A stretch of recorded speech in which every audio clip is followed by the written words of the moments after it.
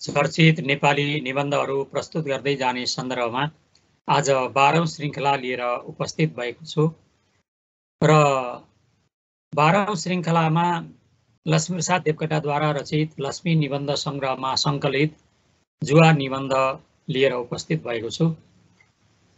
नखेल्नु जुवा र तास धनको नाश जीवनको बनिबास भनेर हाम्रो समाजमा लोक परम्परामा जुवा खेल्नुलाई नराम्रो ठानिन्छ। तर देवकोटाले जुवा भित्र पनि जुवा खेलाइ भित्र पनि एउटा औपदेशिकता उपदेशमूलक त्यसको चाहिँ सकारात्मक चिन्तनलाई पनि यहाँ चिन्तन गर्ने प्रयत्न गरेका छन्।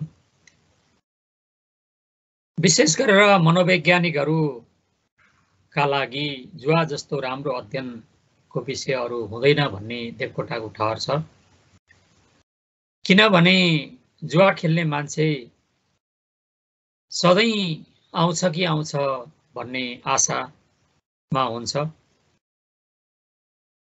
र यसले जुवाले एउटा हामीलाई दर्शन पनि दिएको छ भन्ने देवकोटाको ठम्ब्याइरहेको छ। मानिस जित्नका लागि हारिरहेको छ, वास्तविक रूपमा जित्न खोज्छ तर पल पलमा हारिरहेको छ भन्ने जीवन दर्शन बुझ्नको लागि पनि जुवा एउटा माध्यम हुन सक्छ भन्ने देवकोटाले यहाँ विचार व्यक्त गरिरहेका छन्।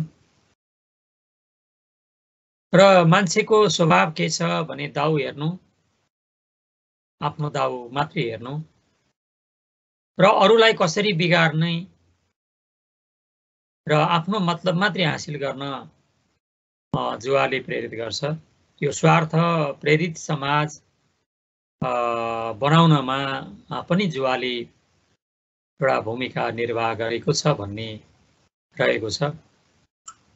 र यस जुवाबाट जीवन दर्शन के बुझ्न सकिन्छ भने खोज्नु, तान्नु र दाउ मार्नु नै वास्तविक रूपमा जीवन हो त। हामीले जुवा नखेले पनि अनैतिक कर्म गरेर खोज्ने, तान्ने, आफ्नो मात्रै स्वार्थपूर्ति गर्न यदि दाउ हेर्छौँ भने जुवा नखेल्नेहरूले पनि जुवा खेले सरहको एउटा बानी आदत बसालिरहेका हुन्छन्। यस कारणले गर्दा यसबाट हामीले सिक्नुपर्छ, जीवन दर्शन सिक्नुपर्छ र हाम्रा नीतिहरू ज्यादा स्वस्थ छन्, जुवा खेल्नु हुँदैन भनेर हामीलाई सानैदेखि त्यो बाटोमा प्रेरित गर्नको लागि, हिँड्नको लागि हामीलाई कसैले प्रेरणा दिएन। हामी लुकीछिपी जुवा खेल्न थाल्यौं र जुवाले हामीलाई खतरा नभएको जीवनमा हामी जिउन सक्दैनौँ भन्ने एउटा दर्शन पनि दिन्छ, जीवन दर्शन। कि जुवा खेल्न प्रवृत्त भएका जुवाडीहरूले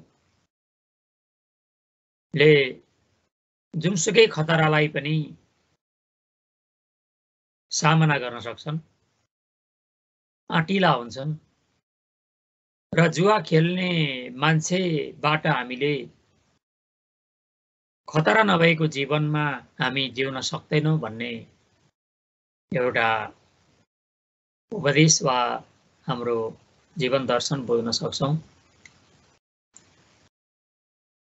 र हामीले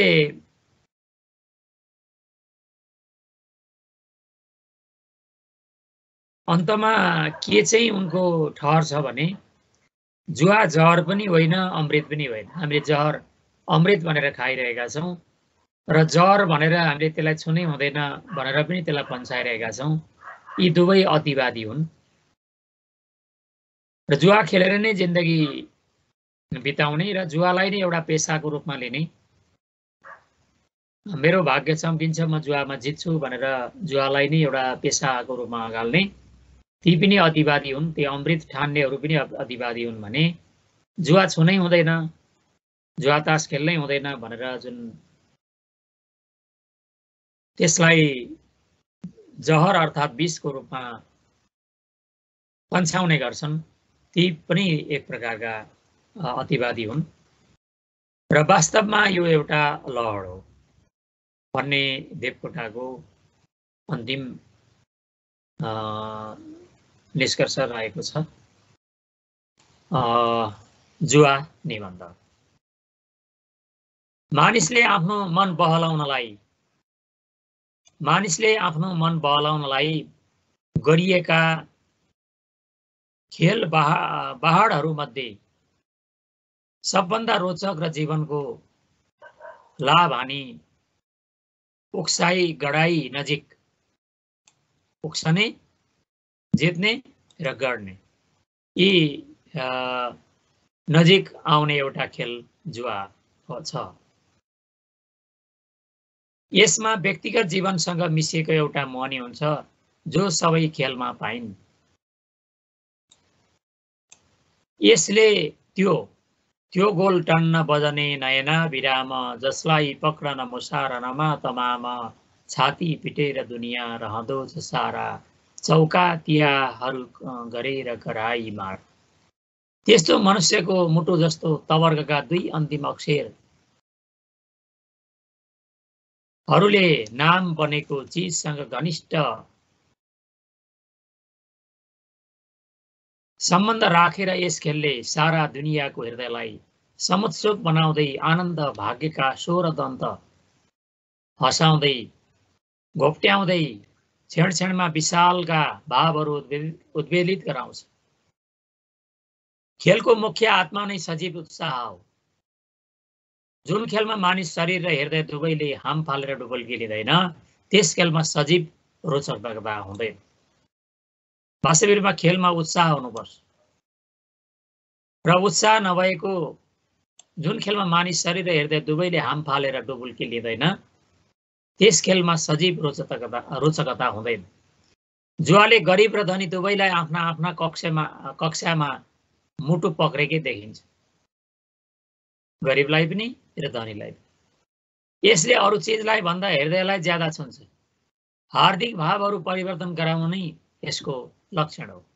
हेर, भाग्यको विधानमा जिज्ञासु बनेका तीखा समुत्सुक आँखाहरूलाई मानिसले आफ्नो अदृष्ट देख्न हर हमेसा चाख देखाइरहेछ। भविष्यको पाना एकै क्षण अगाडिको भए तापनि उल्टाउन पाए उसलाई गजबको आनन्द लिन्छ। दोस्रो श्वासमा के लेखिएको छ भनेर मुटु ढुक्क फुल्दछ, श्वास रोकिन्छ। मनुष्यका सम्पूर्ण पूर्व प्रतीक्षित भविष्य जिज्ञासु भावहरू र शक्तिहरू उत्तेजित भएर आउँछन् र अँध्यारोको पर्दाबाट भाग्यका कौडीको उलट पुलटको सङ्केत हेर्न उसका दुईटा नानी पुरा मगजको जोडले खुम्चिएर केन्द्रीभूत रहन्छन्। मानिसको ज्योतिषशास्त्र सारा फजुल होइन। पूर्व निरीक्षण पनि केही मात्रामा दिएको छ। ऊ हेर, अर्को चाहिँ बायाँ हातको पृष्ठमा कार्तिकको कुहिरोले खारखेर बनाएको पातलो छाला खुम्च्याएर ड्याङहरू गन्दछ। ऊ एउटा ईश्वरको सहारा लिन्छ र जय महाकाली ठिक बताइदेऊ भनेर ती रेखाहरूद्वारा कौडीको मुसे दाँत कतापट्टि हाँस्छ भनेर जीवनको सम्पत्तिबाट सांसारिक खतराको खालमा कतिसम्म कतापट्टि राख्ने श्रेय छ भन्ने अन्दाज गरिरहेछ। अड्कल 25 नै जीवन हो। अड्कल 25 नै जीवन हो र कतिलाई डर लागिरहेछ कि मौकाको राज्यमा मानव पूर्व प्रतीक्षा याथार्थिक साफल्यमा आउँछ कि आउँदैन कि। लाभ र हानिको आशा र नैराश्यमा मनुष्यको आत्मा आनन्दको खेल मनाइरहेछ र व्यापार र जीवनमा लेनदेनको संसारमा उद्वेलित हुने भावहरूका नाटकीय र सजीव याथार्थिकता अनुभव गर्दै तुल बुलाउँदै धर मराउँदै अनिश्चितको मोहनीमा खतराबाट फाइदा उठाउनका निमित्त आफ्ना सम्पूर्ण शक्तिहरूको आधारमा अपूर्ण मानव समझ लगाएर हात फुकेर जाने या खल्ती गरम गर्ने मौका तानिरहेछ। हात फुकेर जाने या खल्ती गर्ने मौका ताकिरहेछ। यस खेलमा सच्चा जीवनको नाटकीयता छ। तर नाटकमा नटुवाहरूले आफूलाई बिर्सेर समय र पात्रसँग तल्लीनता राखे झैं घरको अवस्था र रुपियाँको साधारण मोल बिर्सेको आत्माको अर्धचेती कक्षामा यथार्थ साफल्य हुँदैन कि भन्ने त्रास काम गरिरहेछ। आखिरमा दुनियाँमा निश्चित भन्ने कुरै छैन। आखिर दुनियाँमा निश्चित भन्ने कुरै छैन। हरेक कदम अनिश्चित छ। हरेक कदम अनिश्चित छ। आखिरमा दुनियाँमा निश्चित भन्ने कुरै छैन। हरेक कदम अनिश्चित छ। जीवनमा आकाश खेतीको रङ्ग छर्दैछ। एक झिमिकमा के हुन्छ हामी भेटाउन सक्दैनौँ। त्यति भेटाउन सके संसारबाट र जीवनबाट मोहनी नै हराउँथ्यो। एक झिमिकमा के हुन्छ हामी भेटाउन सक्दैनौँ। त्यति भेटाउन सके संसारबाट र जीवनबाट मोहनी नै हराउँथ्यो। यो सांसारिक जुन मोह हो, जीवनको मोह हो, त्यो मोहनीबाटै मोहनी नै हराउने थियो। तब नै यो दुनियाँ तिलस्मी उपन्यास छ। सबतिरबाट सम्हालिएको र घनीभूत भएको चेत ईश्वरको कृपाले च्वाट्ट ठाउँमा पर्यो भने मात्र बस जीवनको जुवा जितियो, नत्र अँध्यारोमा झटारो हान्नु छ। ज्योतिष सधैँ सफल नहुनु ताराको दोष होइन। ज्योतिष सफल नहुनु, सधैँ सफल नहुनु ताराको दोष होइन। नियमलाई नाग्ने पनाना जीवन हो। सबै ग्रहहरूको स्थानता हेरिसकियो, तर विचार गर्ने बेलामा सायद बिर्सन सकिन्छ। त्यसै कारण मौकावादीहरूका किताब पनि दार्शनिक विवेक ठहराइएका छन्। नियमको राज्य देखिए पनि विश्वमा आकस्मिकता र मायामा विक्षेप छैन भन्न सकिँदैन। यसै कारण जुवा हारिन्छ, तर जुवाको खेल एक सूक्ष्म कला हो। जुवा हारिन्छ र जुवाको खेल एक सूक्ष्म कला हो। यसलाई नियममा ल्याउन सकिँदैन र चित्रकार र लेखहरू झैं सत्यान्वेषणमा अगाडि बढिरहेछ या पछाडि हटिरहेछ भन्न मुस्किल पर्छ। यो खेल विवेकलाई त सहजै नाग्छ र अव्यक्त अदृश्यको देशमा घुमाइराख्छ। प्रतिक्षण सपना देखिरहन्छन्, प्रतिक्षण सपना देखिन्छन्। अव्यक्त आशाहरू खँदेलो हुन चाहन्छन्। भाग्यमानी त्यही हो जसले उड्दो छेडको मुटु भेटायो। भाग्यमानी त्यही हो जसले उड्दो छेडको मुटु भेटायो। छेडलाई ठाउँमा पक्रन सक्नु नै सफलता हो। छेडलाई ठाउँमा पक्रन सक्नु नै सफलता हो। जुवा नखेल्ने किताब किरो बेकार आँखा दुखाइरहेछ। ज्ञान भनेको कौडीको पल्टाइमा रहन्छ। जीवनसँग नगासिएका कुराहरू ज्ञानका सामग्री हुन सक्दैनन्। जीवनसँग नगासिएका कुराहरू ज्ञानका सामग्री हुन कदापि सक्दैनन्। ज्यादाजसो मानवीय शिक्षामा यान्त्रिकता छ। जुन हामीले चाहिँ जुन शिक्षा लिन्छौँ यो सबै यान्त्रिकता छ। यान्त्रिक मानिस जीवनको आँखाले पढ्दैनन्। जुवामा नाटकभन्दा रोचक सजीवता रहन्छ। यहाँ जीवनको वास्तविकता मोहनी 16 कौडीमा खेलिरहेको हुन्छ। चार दिशाका द्वारपाल झैं 4 दाउहरू बसेका हुन्छन्। कुनै अदृश्य विधिले क्षण क्षणमा नयाँ इच्छा प्रकट गर्दछ। 16 कौडी भित्रमा अनेकौं हृदयलाई जय विजय र आशा निराशाको उलटपुलटको सञ्चालन गर्छ। मेरा एक विद्वान गुरुजी जुवा भोक्नासाथ खालमा उपस्थित हुन्थे। मेरा एकजना गुरुजी जुवा फुक्नासाथ खालमा उपस्थित हुन्थे र बिहान बेलुका भात खानको फुर्सद सिवाय लिँदैनथे। यद्यपि अरू बेलामा राति 3 बजेदेखि बेलुका 11 बजेसम्म उनलाई पढ्नु र पढाउनुको जीवन थियो। पढ्नु र पढाउनुको जीवन थियो। राति 3 बजेदेखि बेलुका 11 बजेसम्म उनलाई पढ्नु र पढाउनुको जीवन थियो। मलाई आश्चर्य लाग्दछ कि उनी किन जुवामा त्यस्तो चाख लिन्छन्। 1-2 रुपियाँ बराबर राख्दथे, तर रातभर पनि एक ठाउँमा बसेर या त उभिरहन्थे या त मुसु मुसु हाँसिरहेका हुन्थे। मैले एक दिन सोधेँ, किन मास्टरजी यस्तो जुवामा सोख राख्नुहुन्छ?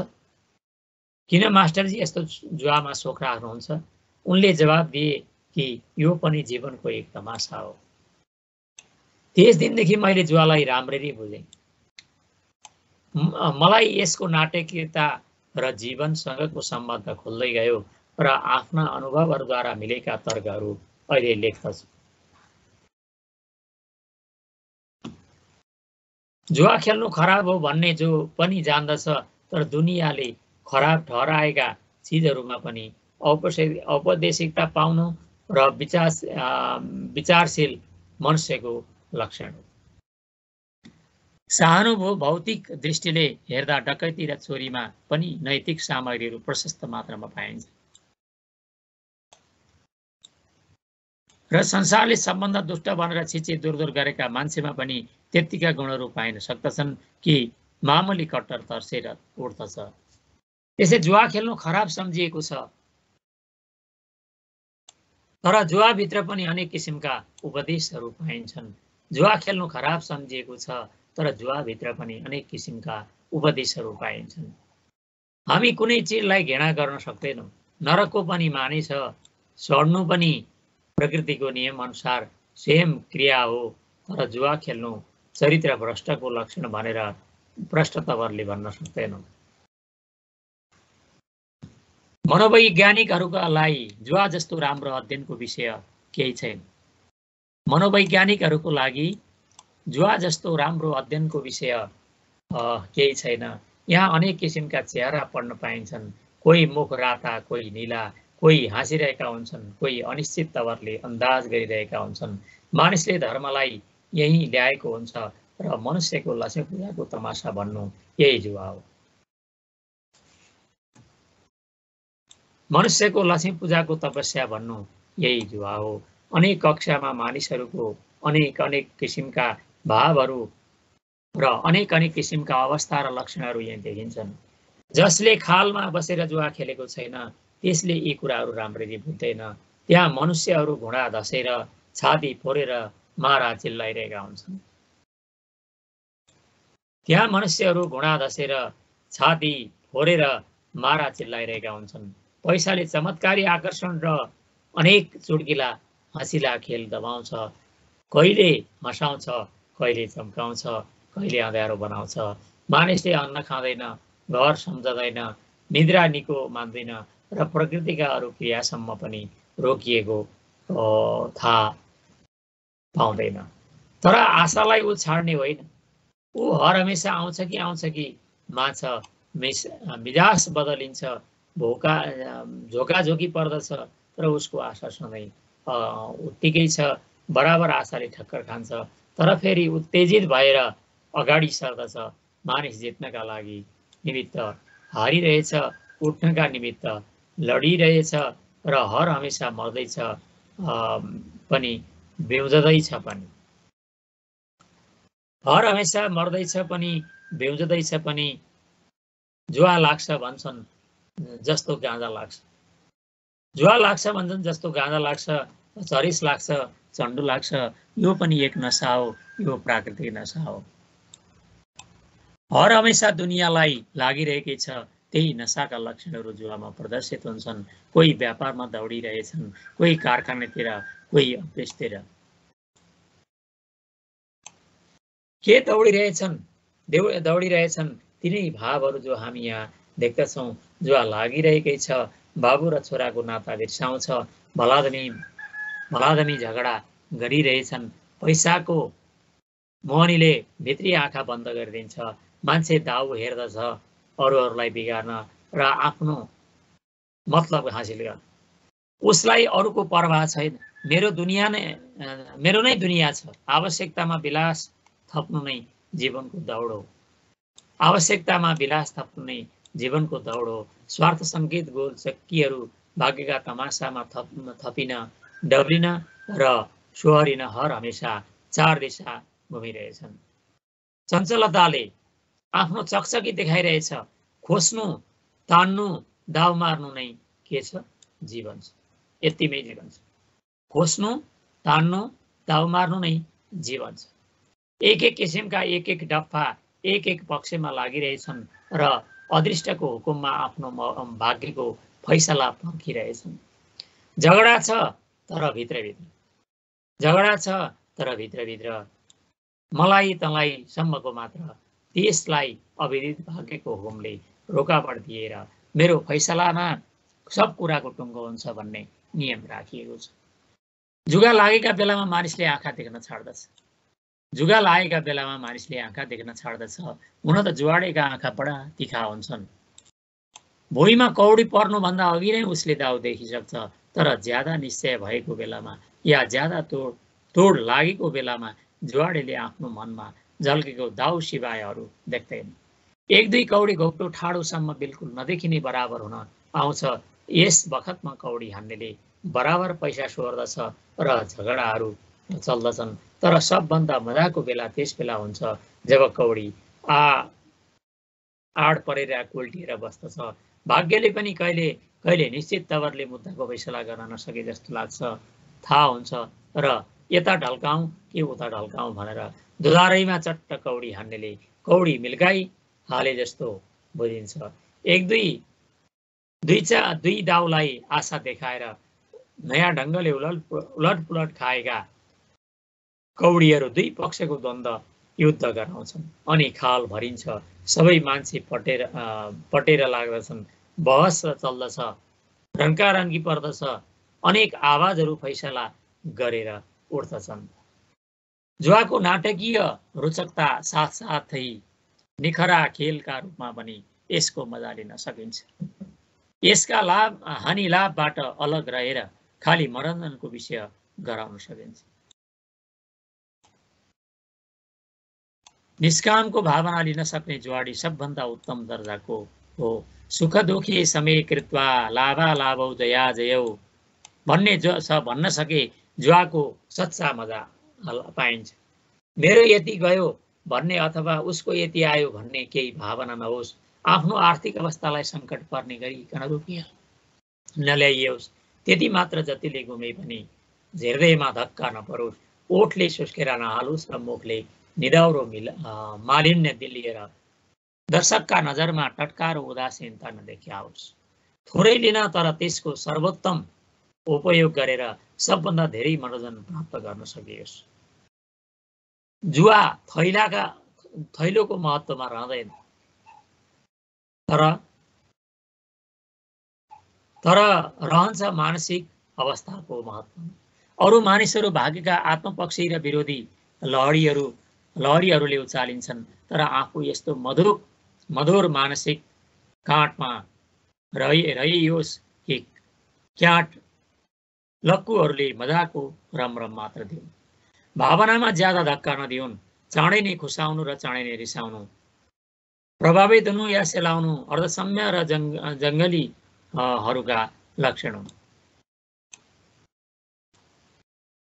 आफ्नो तत्त्वमा निर्भर रहेको आत्मालाई सांसारिक हावाको लहरहरूले हमेशा छुन सक्दैनन् र आफ्नो तराजु नडगाएर शान्त रसिक रहन्छ। ऊ पनि एउटा साधु हो। उसले बदली र हुरीलाई नागिसकेको छ। उसको मन सङ्लिसकेको हुन्छ। ऊ संसारको जुवाडेलाई घृणा गर्दैन, तर आफ्नो अडान एक दार्शनिक तत्त्वमा लिन्छ।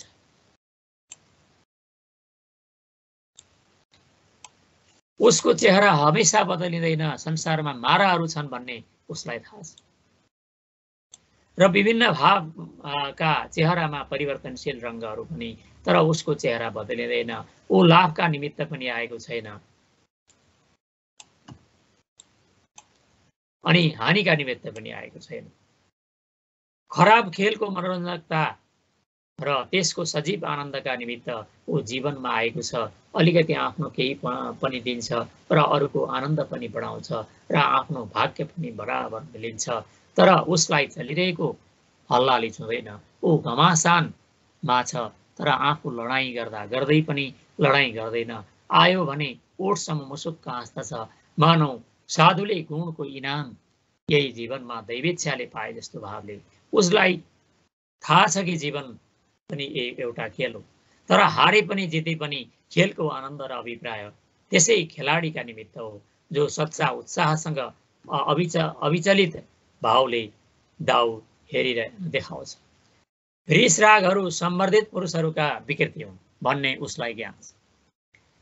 रिसरागहरू असम्बर्धित पुरुषहरूका विकृति हुन् भन्ने उसलाई थाहा छ, ज्ञात छ। ऊ खालको एउटा ऋषि हो। ऊ अध्ययन पनि पाउँछ, तर उसलाई पुरा तवरले अध्ययन गर्न सक्ने हुँदैन। जुवा नखेल्नु भन्ने उपदेशहरू चाणक्य नीति जस्ता औपन्यासिकता विहीन मामुली कट्टर विरोधी बोक्रे सापा मुक्ति हुन्। हाम्रा नीतिहरू ज्यादा सस्ता हुनु नै जीवनको दुर्भाग्य हो। हाम्रा नीतिहरू नै ज्यादा सस्तो हुनु जीवनको दुर्भाग्य हो। अलिकति मौकामा अग्रसर नहुनु त कातरपना हो। खतरा नभएको जीवनमा हामी जिउन सक्दैनौँ। आमाको चोलीबाट या बाबुको तुनाबाट सुटुक्क साँचो चोरेर तिहार खर्चलाई कोजाग्रतको जागरामको क्षेत्रमा लगेर रोप्ने प्रवृत्तिलाई हामी खाली छडीको फैसला दिन चाहँदैनौँ। त्यस लहरका ज्यादा जीवनमा सप्रिन्छन्। त्यस्तै लड्का ज्यादा जीवनमा सप्रिन्छन्। त्यस्तालाई हामी 40-50 रुपियाँ थपेर जा बाबु संसारको यात्रा गरेर आइज भनेर पठाइदिन्छौँ। यो त मानव आत्माले खतरासम्म खोजेको पो। महिनाभरि 180 घण्टा बाँधिएर सधैँ उस्तै गरी आइरहने बोधो मतलब लिनुमा के मोहनी छ। डब्लिने तेब्रिने चौबर पचबर हुने औपन्यासिकता तीव्र कल्पनावालाले खोज्दछ। रुपियाँको पनि त बाकसमा कुहिरहेको जीवन होइन। सडल पडलसँगपन अहम मानी प्रौढको लक्षण हो। चतुरो लड्कालाई कल्पनाले मोहनीदार सम्वर्धनको खानेखुसी गर्दछिन् र दुनियाँमा स्वतन्त्र तवरले गएर एक मुठी रोपेर एक मुरी सुनौलो बाली हात लगाऊ भन्ने प्रवृत्ति प्रशंसनीय नै छ। बाबुआमाहरू झन् भयङ्कर जुवा खेलिरहेकै थिए। परमेश्वरले मनुष्य जातिलाई दिएको एउटा दौलत समय हो, जसका अमूल्य क्षणरत्नहरू उनीहरू हर हमेसा फ्याँकिरहेछन् र बडो बेहोसीसँग। आफ्नो दाउसम्म पनि उनीहरूलाई याद छैन। उनीहरू जथाभावी थापिदिन्छन्। पुत्ररूपी सुनौला राम्रो मौका उपयोग गर्न जान्दैनन्। पुरानो खतराहीन बाटामा लगाउन चाहन्छन्। भिरुता आफै दण्ड पाउँछ। बागी बुद्धि जीवन खोज्दछ र टट्टाउँदा अक्षरहरूलाई छाडेर खतराको क्षेत्रमा दगुर्दछ। बागी बुद्धि जीवन खोज्दछ र टट्टाउँदा अक्षरहरूलाई छाडेर खतराको क्षेत्रमा दगुर्दछ। 4-5 जना ग्रेजुएटहरू या पण्डितहरू 1-1 रुपियाँ साटेर एउटा छेडीमा जुवा खेल्न बसुन् या चुटकिला गफहरू गरून्। कौडीको उलटपुलट उपर राम्रा श्लोकहरू निकालुन्। भाग्यको लहडी खेल उपर अध्ययनका नजर नलगाउन् र आफ्नो सर्वस्व गुमेको र डब्लिएको उपर समालोचना गर्दै आउन्। यो पनि एक किसिमको मजाक हुन्छ।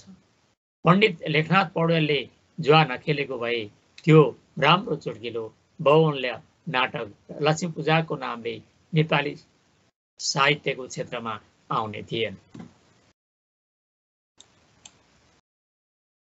जुवा खेलेको छ, जुवा खराब हो।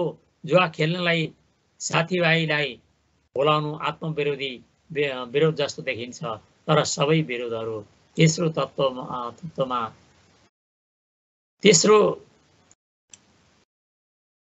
तत्त्वमा साम्य पाउँछन्। उहाँ कौडी पनि हान्नुहुन्थ्यो र बराबर आफ्ना चुटकिला श्लोकहरू सुनाउनु पनि हुन्थ्यो। उहाँका मुखमा खाली प्रसन्नता देखिन्थ्यो, निखरा खेलको पवित्र आनन्द। तर त्यस आनन्दलाई साहित्यिक बनाउन सक्नुमा तारिफ थियो। उहाँ रुपियाँलाई सेता मौरी र पैसालाई राता मौरी भन्नुहुन्थ्यो। उहाँ रुपियाँलाई सेता मौरी र पैसालाई राता मौरी भन्नुहुन्थ्यो। उहाँका नजरमा तिनीहरूका पखेटा थिए र उड्दथे। 4 दाउका 4 दिशाहरू। उहाँ एक किसिमको भोजन भट्ट हुनुहुन्थ्यो र केही पात्रहरू बटुलेर जीवन रूपी जुवालाई उत्साहपूर्वक अध्ययन गर्नुहुन्थ्यो। केही पात्रहरू बटुलेर जीवन रूपी जुवालाई उत्साहपूर्वक अध्ययन गर्नुहुन्थ्यो। कहिले संस्कृत श्लोकहरू र कहिले नेपाली श्लोकहरू बराबर निक्लन्थे। जुवाको चेहरामा साहित्यको रङ पर्दथ्यो। मेरो विचारमा उहाँका निमित्त जुवाको एउटा दुनियाँ नै बनिसकेको थियो, जसमा काल्पनिकता र वास्तविकता मिसिएका थिए।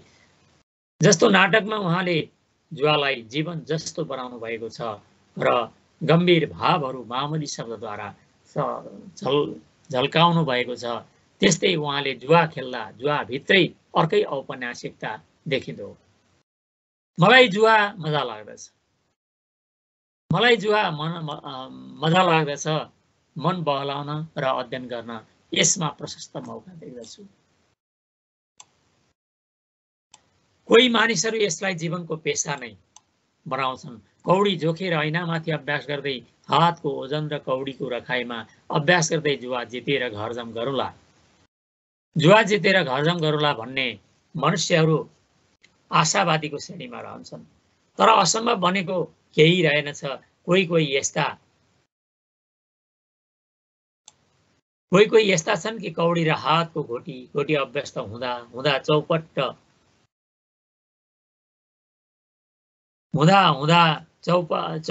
चौका, बाघ पन्जा, छट्टु छक्का र तिया बनेका हुन्छन्। धेरैजसो जुवा यिनीहरू हार्दैनन् र अकिल गरेर जुवाबाट केही न केही लाभ प्रतिवर्ष गरिरहेकै हुन्छन्। यिनीहरूको सिको सिक्नेहरू अनेक किसिमका ढङ्ग देखाउँछन्। कोही जमिन र हातको अन्तरकुन्तरले नापेर कौडी छोड्दछन्। कोही कौडी मुठी पार्नको कला देखाउँछन्। पेसादार जुवाडेहरू 16 कौडीलाई आफ्नो बसमा ल्याउन सक्दछन् भन्ने कुरामा कोहीलाई आश्चर्य लाग्दछ। तर तिनीहरूलाई कौडी नै एउटा किताब छ जो तिनीहरू हर हमेशा अध्ययन गरिरहेका छन्। रासायनिक तराजुको काँटा मनुष्यका हातमा दीर्घ अभ्यासले आउँछ। नसाहरू आफ्नो फेकको जोड सूक्ष्म तवरले अन्दाज राख्दछन्। हातको छालाले हरेक कौडीको मुटुका प्रवृत्तिहरू छामेर सम्भावनाको तौल लिन्छ र यस बेला यति घोप्टो र यति ठाडो पर्ला भन्ने अन्दाज राख्दछ। सूक्ष्माति सूक्ष्म विज्ञान उनीहरू नै बुझ्दछन् जो कौडीलाई जीवन समर्पण गर्दछन्। नमार्ने पहिले नै ज्यादा जसो थाहा पाउँछन्, तर मानिसको कल्पूर्जामा हर हमेशा कलात्मक समाधि रहन सक्दैन। खित्रिक ठाउँमा बिग्रिन्छ र त्यस्तै जुवाडे भए पनि म सधैँ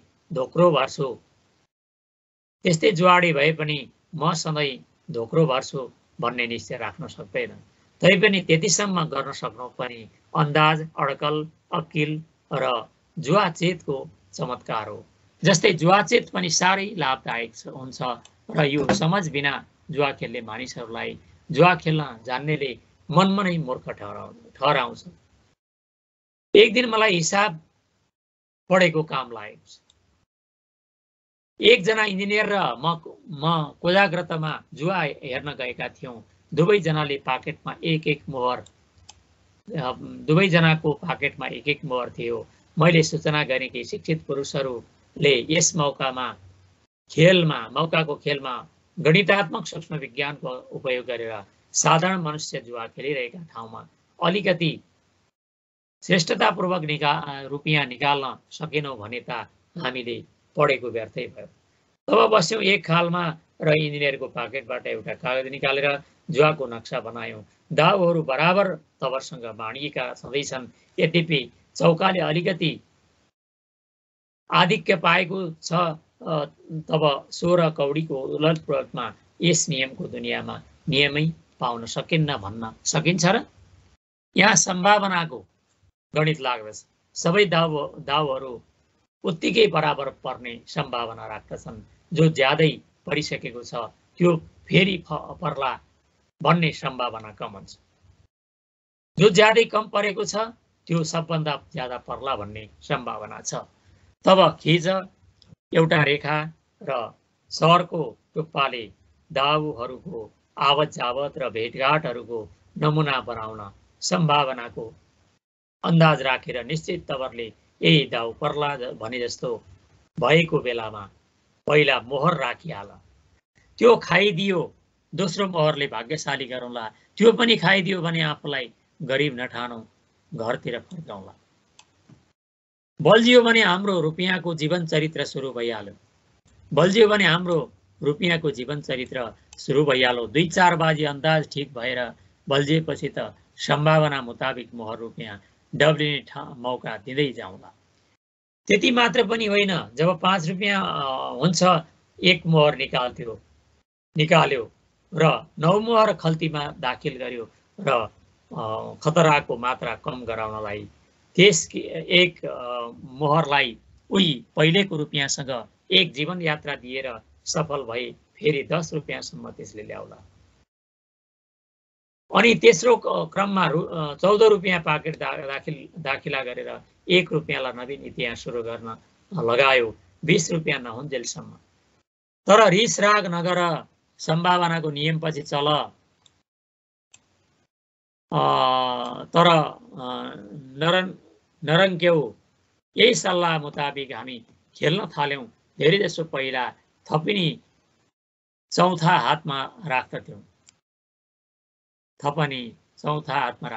3 बित्यो, साँझ पर्यो, बत्ती बल्यो, बराबर मारताल चलिरहेकै थियो। हामीले खल्तीका रुपियाँ गन्यौं, 200 पुगेछ।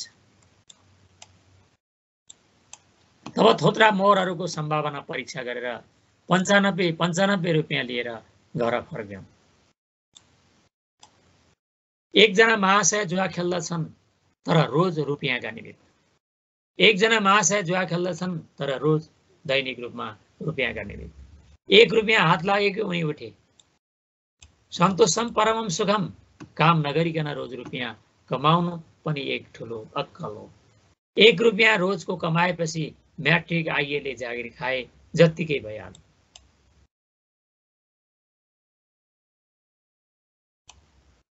लहडको राज्यमा डिट्ठाङ्गी पाउनु पनि त एक रोजका निमित्त ठुलो सौख हो।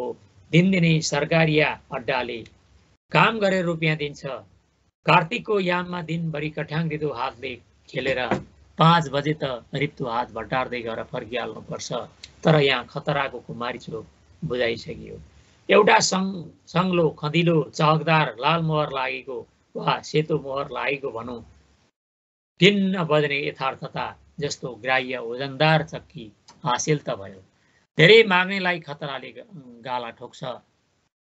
मानिसहरू जुवा हार्छन्। साङ्ग्रो घाँटीमा ज्यादा मकै पक्रिने बन्दरमुठे जस्ता बनेर थोरै लिई नगुमाउनु टापन टिप्पणको चतुरता नै ज्यादा काम लाग्दछ। अब 1 पेट मिठाई खाए पनि भयो, जीवन सङ्ग्रामको सम्झनाले गुलियो तितो भएन। अथवा कन्तुरमा खसेर लगेर खसाइदेऊ, जसमा सित्तै आएका पैसाहरू भविष्यलाई बटुलिन्छन्, अथवा 2 चाक खरिद गर। अब गुमाउनुमा समझदारको विवेक होइन। बस उनी उठे पुग्यो। उनको सिद्धान्त यही थियो, हुन पनि कति राम्रो र कति सजिलो। 1 रुपियाँसम्म नआउने कुनै जुवाको दिन हुँदैन। 5 रुपियाँ तिहार, 1 रुपियाँ कोजाग्रत, 1 चैते दसैँ, 1-2 रुपियाँ भोटो देखाउने जुवा, अरू पर्वमा जस्तो ट्युनिसिया विजयमा इत्यादि मेहनत बिना थोरै आउनुमा पनि मन छ। लक्ष्मीले विशेष निगाह गरे जस्तो लाग्दछ। अरू रुपियाँ हाकिमको हप्काई, कामको डटाई, बिरामीसँगको विरोध र दैनिक दुःखहरूसँग गाँसिएर महिनाको 1 बाजी उब्जन्छन्।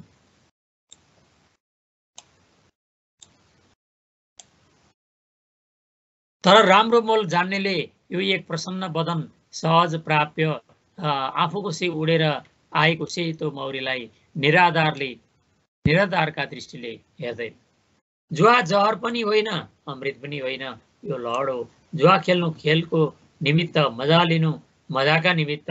सभ्य संसार जुवा खेल्दछ, देशमा, शहरमा र अनेक किसिमका कुरामा। तर हामी 16वटा किराको गुण लिएर सच्चा विदेशी तवरले भाग्य परीक्षा गर्दछौँ। यो खेल 1 पैसादेखि 1 करोडसम्मलाई हातको नजिक र उत्तिकै रोचक छ। कुशलताका क्रीडाहरू भन्दा यसमा भाग्यको उलटपुलट झन् रोचक छ, झन् अविदितको मोहनी धारण गर्दछ र निखरा पूर्वीय भाग्य सिद्धान्तको रङ लिन्छ। पहिले नै नतिजा अन्दाज गरिन सकिनु जुवाको प्राकृतिक भावसँग विरोध राख्दछ र यस संसारमा छट्टु र चतुरलाई नै दुनियाँको धन बटुल्ने मौका दिए। चातुर्यलाई भाग्यको खेलले एकदम नाग्दछ र सबैलाई अर्काको रुपियाँ थुत्ने दाउ गर्नमा अनिश्चित र बराबर मात्राको खतरा छ। आफ्नो जति दिन सक्यो उति पाइने सम्भावना हुन सक्दछ र अर्काको धन सित्तै लिन खोजेको बापतमा अर्काले लिइदिन पनि सक्दछ। यहाँ अन्याय छैन, भावीलाई दोष लगाउन पाइँदैन। आफूको सिक खतरामा पस र साहस मुताबिक आफ्नो भाग्य गर, खाली हराम ज्यादाहरू मात्रै बिग्रन्छन्। जीवनको सर्वस्व नै खेलमा लगेर थचार्न र भाग्यभन्दा कर्म पनि काम दिने हुन्छ र विवेकले र समाजको पनि दिव्य अभिप्राय छ भनेर सम्झाउन नसक्ने मूर्खहरू सच्चा हरल जुवाडे हुन्छन्। धन्यवाद।